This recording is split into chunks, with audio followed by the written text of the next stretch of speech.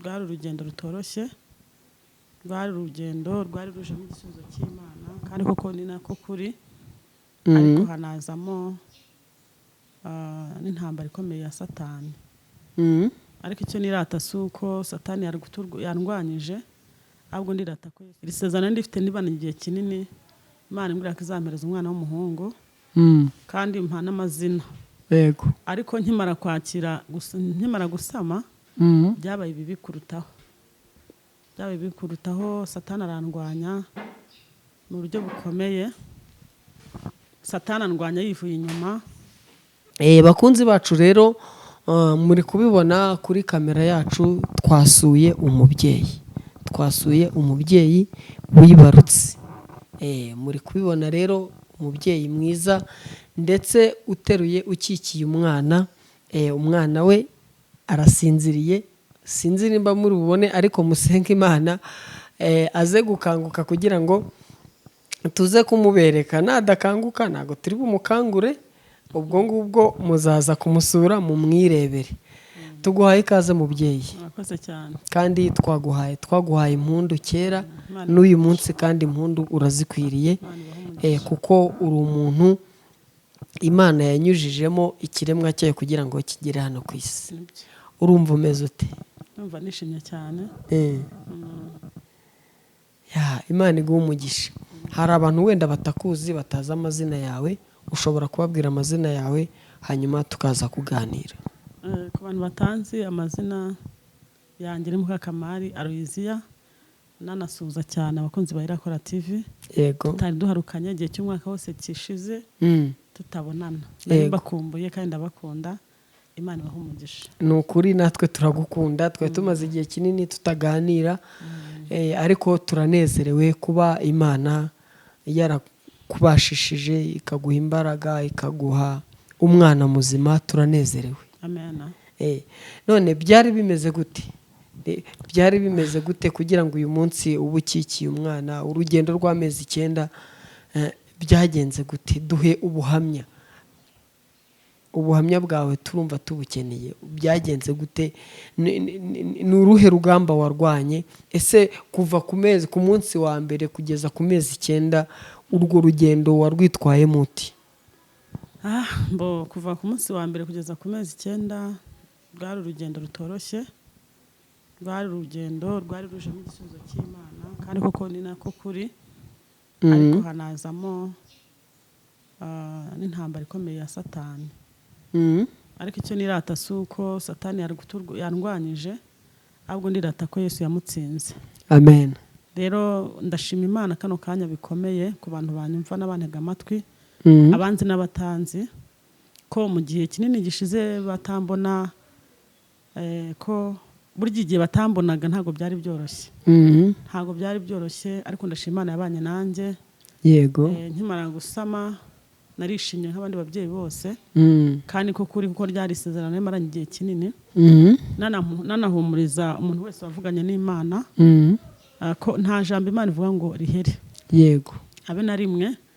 Iri sezerano ndifite nibana igihe kinini, Imana imbwira ko izampereza umwana w'umuhungu kandi mpa n'amazina. Yego. Ariko nkimara gusama byabaye bibi kurutaho. Satani arandwanya mu buryo bukomeye. Satani andwanya yivuye inyuma. Rero aha niho naboneye imbaraga z'Imana cyane, kandi niho naboneye ko Imana itaba kure y'umuntu wayo. Yego.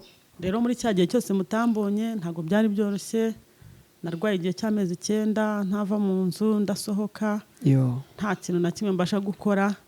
Ariko aho ngaho muri urwo rugendo rutoroshye byari ibintu bikomeye, nawe urabyumva. Amezi 9 kuyamara udasohoka, utajya hanze, ntacyo ukora, nta kintu wimariye. Yego. Cyane ko no kuri umurimo w'Imana ntabwo byankundiye, ntabwo byari koroha, ntabwo byari binyoroheye. Ariko ndashima Imana yuko igitego yagitsinze. Imana ishimwe. Rero ni nacyo kintu nshaka kubwira abantu banyumva, burya nubona uhawe isezerano ujye umenya ko utangiye urugamba. Yego. Uko Imana ishaka kuvuga ngo nzakugirira neza, wowe ugatwana nzakugirira neza, ariko ntusabe imbaraga zo kugumana na rya sezerano. Rero aho duhererwa isezerano haba hari izindi mbaraga. yego rero aho niho naboneye ko nubwo nari nsamye umwana w'isezerano ariko ntabwo byari byoroshye ariko Imana yabanye nanjye ndayishimira kuba mpasha kuba ngihumeka imbaraga zayo kuko urupfu rwaraje ndarubona kandi ishimira cyane n'abantu babanye nanjye ntabwo byari byoroshye hari abari barataye ingo zabo kubera njyewe hari barabitse imirimo yabo bakoraga kubera njyewe n'abari bafite amazamu yanjye tutari kumwe ndabizi ko bahari bansengeraga cyane bari mu bihugu bitandukanye abari hano mu Rwanda bari bafite amazamu yanjye nabonaga bikomeye nkabahamagara bakansengera hari abagiye batega moto bakaza kundeba hari abasize ingo zabo bakaza kubana nanjye aha rero niho hantu nakuriye ijambo rivuga ngo hejuru y'ibiturwanya hari imbaraga z'Imana. Amen. Rero mu mezi 9 nabonyemo imbaraga z'Imana byanyongereye kwizera gukomeye no kuba nabwira umuntu wese ngo ahantu Imana iguhereye isezerano nuzajya mva Imana ivuganya nawe ujye usaba n'imbaraga zo kubana naryo kuko byanze bikunze ukimara kurihabwa ujye umenya ngo utangiye urugamba rizakugerageza ariko niba ari Imana yavuganya nawe rizasohora.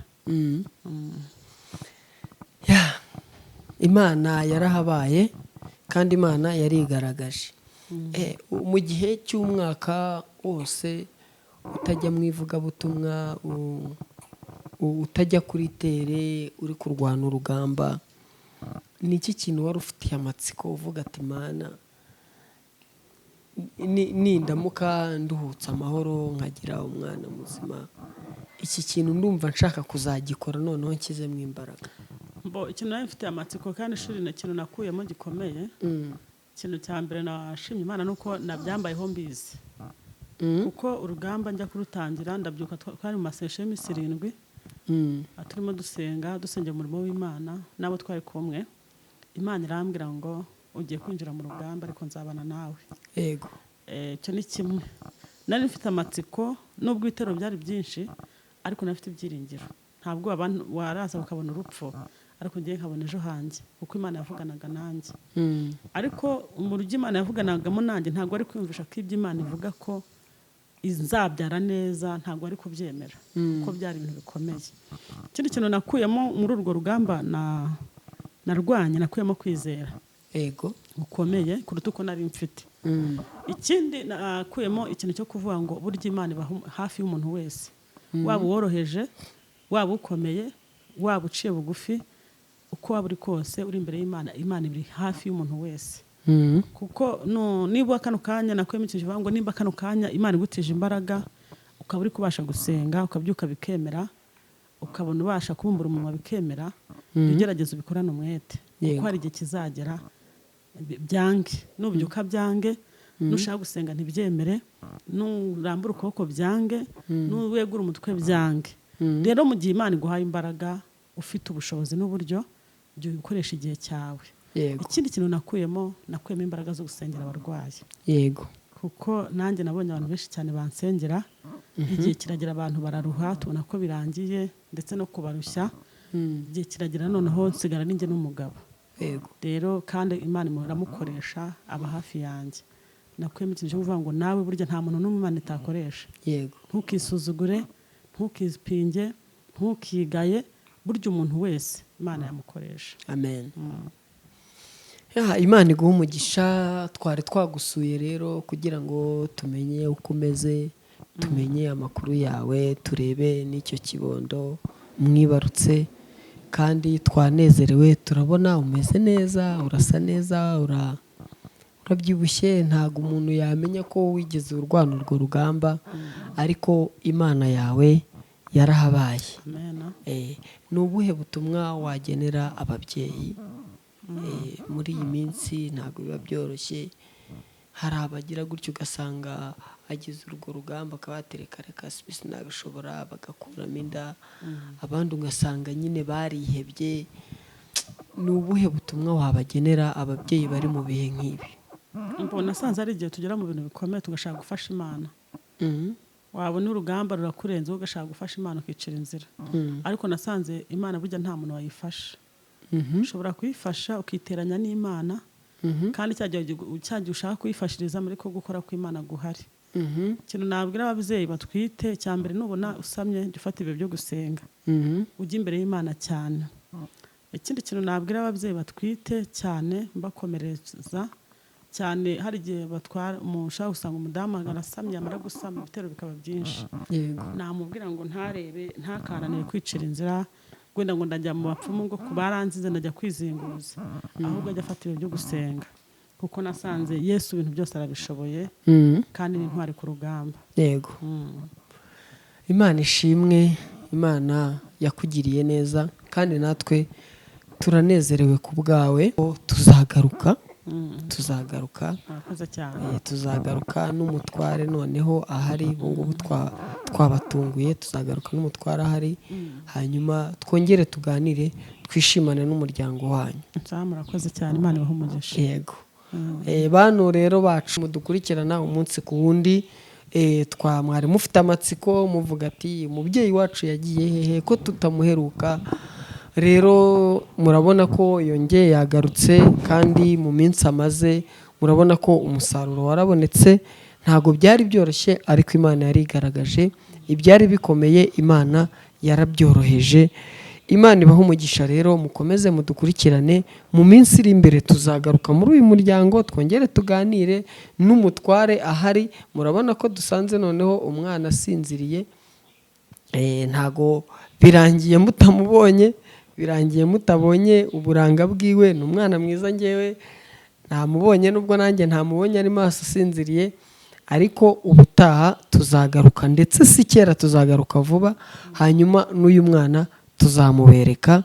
Imana ibahe umugisha. Rero tukwibutsa kudukurikirana umunsi ku wundi, ukabona ibiganiro bitandukanye ndetse ukumva ijambo ry'Imana, ukakira n'ubuhanuzi bwawe, ukumva icyo Imana ivugana nawe. Ngaho kanda subscribe rero mbere yuko dusoza, ubundi ukore share kugira ngo abantu babashe kubona ubu butumwa ndetse abantu babashe gufashwa n'imirimo Imana igenda ikora. Nimba ukeneye kutuvugisha, ukeneye kuganira natwe, nimero urazibona munsi ya ekara yawe, watuganiriza ufite ijambo ry'Imana, ufite ubuhamya, ufite aho Imana yagukuye, hari icyo ushaka kutubwira, mufite igiterane muri gutegura ku rusengero, turahari kugira ngo twamamaze ubwami bw'Imana. Rero reka tugusabe usengere abantu, ubabwire imirimo y'Imana ndetse ubahumurize mu buryo bw'isengesho, ubereke Imana kugira ngo n'abadafite ihumure nabo babashe kubona ihumure. Turagushimiye Mana yacu, turaguhimbaje, wewe kandi ukiranuka. Imana ishyira ikuzimu igakurayo, Imana ikinga ntihagire ukingura, Imana ivuga bikaba, yategeka bigakomera, Imana yaremye ijuru n'isi, wowe itangira ukaba n'iherezo. Tugushimiye imirimo myiza itangaje wakoze Mana. Ndagushimiye ko wabanye nanjye igihe kitari cyoroshye cy'amezi 9. Nabonye ukuboko kwawe, nabonye imbaraga zawe, narakubonye Mana, nakurebesheje amaso yanjye Mana, warakoze. Niyo mpamvu rero kano kanya Nyagasani Mwami nongeye gusengera n'abandi bameze nkanjye, abo nasize, ababyeyi batwite, abonsa, abafite intambara, abarwayi, abarushye n'abaremerewe, abashonje, abambaye ubusa, imfubyi n'abapfakazi, abanyamibabaro bose muri rusange ndabasengeye Mwami. Niko Yesu wavuze, uravuga ngo yemwe abarushye namwe abaremerewe munsange ndabaruhura. Unyemerere kano kanya uruhura imitima ya benshi irushye, abarwayi barambure ikiganza byawe bakize, ababyeyi batwite ubasherere kugeza ku mezi 9 uzaba abana bazima, abatarabona urubyaro Imana ibibuke, imfubyi uzirengere Nyagasani Mana, abapfakazi ntubibagirwe Nyagasani Mwami, ndushyi uzisange, uzibere umuyobozi kandi uzibere karuhura. Ngaho rero Nyagasani Mana, sengera abantu bose muri rusange barushye, abaremerewe n'ibibazo bigiye bitandukanye, intambara, amadeni, abarushye kubera ubushomeri, udafite akazi ari mu bukode, abo bose muri rusange ndasengera kugira ngo Imana ubibuke, ubagire neza, uhumurize imitima ibabaye, abari rubahuza amarira, mu izina rya Yesu kwanyeretse wiyereke n'abandi bakubone. Mana nsengeye ababyeyi batwite, abo bazengeye hinda, Imana izizingure bazabyara amahoro. Nyagasani Mwami ndasengera ababyeyi babyara zivamo, batwara inda zivamo, Imana ibibuke Nyagasani Mwami, baremere ibyiringiro kandi ubahereze konsa no gushyira umugongo. Urakoze rero bana n'abantu bose batwumva, kugira ngo umuntu wese uzadukurikirana azunguke kandi azahembuke. Mbisabye neza ko ukora mu izina ryawe Yesu Kristo. Urakoze.